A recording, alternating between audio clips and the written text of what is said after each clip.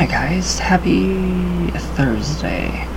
So, alright. So, we have learned yesterday that there was like one initiation into traditional witchcraft with the Tugal cane. Alright, so I found more.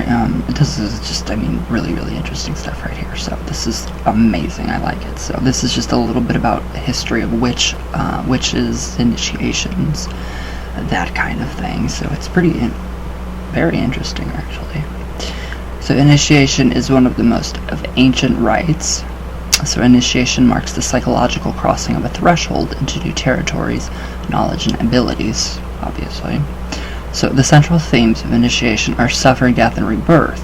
So the initiate undergoes an ordeal, symbolically dies, and is symbolically reborn as a new person, possessing new wisdom. So in contemporary witchcraft and paganism, though, initiation marks entry into a closed and traditionally secret society. It opens the door to the learning of ritual secrets, magic, and the development and the use of our psychic abilities. Marks a spiritual transformation in which the initiate begins a journey into self and toward the divine force, and marks the beginning of a new religious faith. So while initiation rites exist, witches and pagans feel the spiritual threshold may be crossed in many alternate ways. So initiation may be experienced in a group or alone. So it may be formal or informal. It may be performed with an old ritual or a new one. So it may come as a spontaneous spiritual awakening in meditation or in dreams, and it may occur at a festival. So initiation for me, it did happen during my Isis and Thoth meditations. So I was initiated into a bunch of different, I don't remember, spiritual initiations, so by spirit themselves.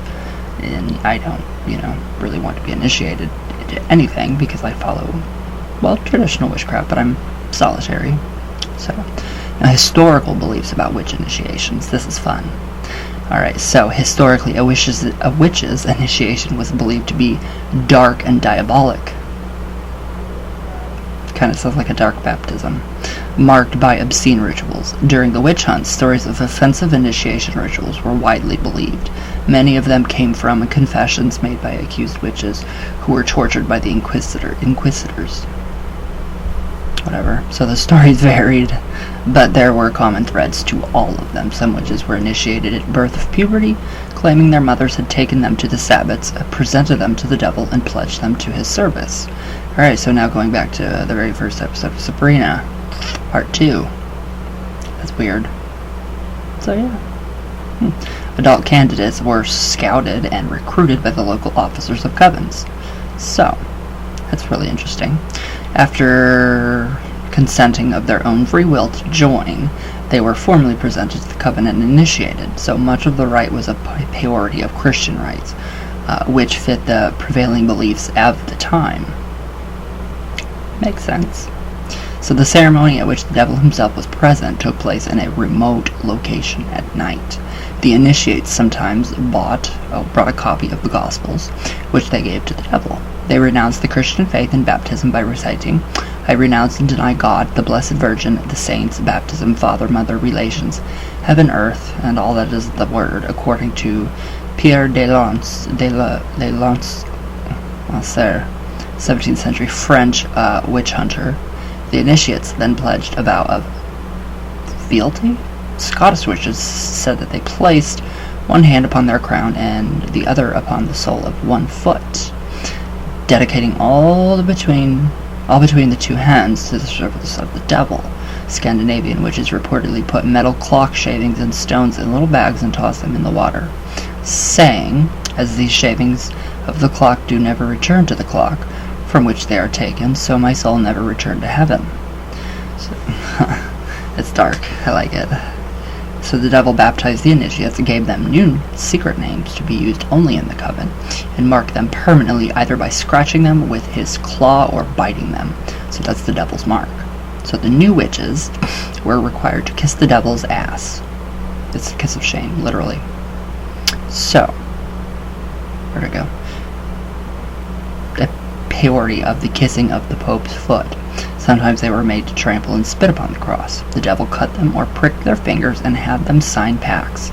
And then we have the Devil's Pact. Finally, he stripped them of their clothing and assigned one or more familiars. So the coven officer or the devil recorded their name in a black book, a membership and attendance record for all coven meetings. Sometimes black fowl or animals were sacrificed to the devil. So after the ceremony, all the witches participated in wild dancing, copulating with the devil or his demons, and feasting upon vile things such as the flesh of roasted, unbaptized babies. Obviously, that is really insane and not true. So, the fantastical, horrible elements of these tales may be ascribed to torture or, in some cases, delusions. Some accounts may have been the result of hallucinatory drug experience, anointments, witch hunting manuals such as the Malleus Maleficarum 1486 provided ample material for leading questions to be posed by inquisitors. Whatever. However, some family traditions of folk magic and paganism probably existed and may have featured initiatory rites through nothing resembling the witch's lurid ideas. The witch hunter's lurid ideas. That's pretty interesting. That's really weird. So now we have initiations into contemporary witchcraft and paganism. So, alright, now we have contemporary witchcraft is obviously a mystery religion. So, providing a context for the initiate to know thyself. Initiatory rites bear no resemblance to the descriptions offered by those early witch hunters and demonologists. Rites vary according to tradition, but generally keep to the universal theme of suffering, death, rebirth, and a new spiritual awakening. So, the following are not part of initiation into craft or paganism. Not part of it. 1. There is no renunciation of the Christian faith or any faith. 2. There is no homage to the devil, including kisses, oaths, or pacts. Satan is not recognized by witches or pagans. 3. There is no blood sacrifice. So, traditionally, a witch is not considered a true member of the craft without formal initiation into a coven, after an apprenticeship period of a year and a day. I don't know how long I've been doing this. So, women must be initiated by a high priest, men by a high priestess. Among some hereditary witches, mothers may initiate daughters and fathers' sons as an adoption into the clan. In the Gardnerian, and Alexandrian traditions, the largest traditions in modern witchcraft, the initiation is a ceremony conducted with a magic circle. Both traditions have a system of 3 degrees of advancement, so this entry to each level, which is marked by initiation. So there are some differences between the two traditions, but the major aspects are similar. Advancement through the degrees is, like Masonry, advancement through the mysteries of Western occultism. Progressively, more secret teachings are revealed. So, in the first degree initiation, the candidate is blindfolded with cords and challenged outside the magic circle to the courage to continue. The initiate responds that he or she is ready with perfect love and perfect trust to suffer, to be purified and learn. So once inside the circle, the candidate may be ritually scourged, whipped lightly with cords, very lightly. So, where'd I go? Measured with a cord, which is tied in knots to mark the measures, and administered an oath. So in the presence of the goddess and goddesses, or gods and goddesses, guardians of mighty dead and sisters and brothers of the craft, the initiate vows to guard and protect the craft, the secrets of the craft, and the brothers and sisters of the craft, and in some traditions, to render aid to said brothers and sisters. So the candidate is ritually anointed and kissed, proclaimed a witch, and presented with a set of magical tools. So, the initiate adopts a craft name. Secret names of the gods and goddesses are revealed. It's really interesting. I really like this one. So yes. Alright, now. Okay, so in the Alexandrian tradition, the measure is given back to the witch. In the Gardnerian tradition, it is customary for the initiator to keep the measure. According to Gerald B. Gardner, the English witch for whom the Gardnerian tradition is named, the measure serves as a sort of insurance policy that the oath will be kept. Gerald, whatever. In the second degree initiation, the witch is blindfolded and bound. and renews the oath that is necessary to suffer and to learn and be purified. A ritual scourging may follow. The witch assumes a new craft name and is willed the magical power of the initiator. Now the third degree initiation, that consummation of the mysteries, involves the Great Rite, a sexual ritual that may be done in actuality or symbolically with magical tools. So, yes, all initiations end with the celebration of food and drink. That's where we get the hoozle. So, not all witches follow these same procedures, obviously. There are, it's just vast procedures. Many witches practice as solitaries and do not feel that they have to join covens in order to be witches, which is true. They initiate themselves in self-designated rites or designed rites. Rites may include ritual baths, a form of baptism, anointing, and pledges to serve the goddess and use the powers of witchcraft for the good of others.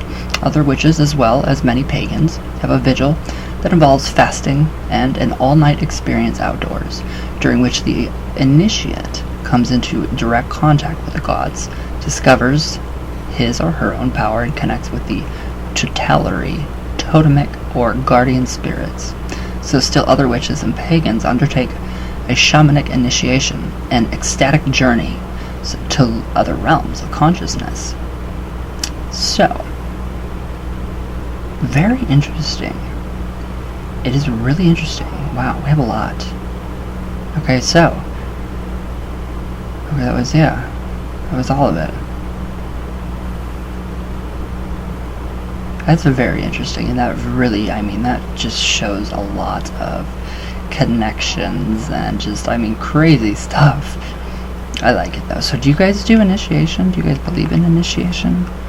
Or any of that? Have you guys been initiated? I think it would be kind of interesting to be initiated, maybe. Maybe by the Witch Father himself, outside in the woods, which would be really cool and really nice, so who knows?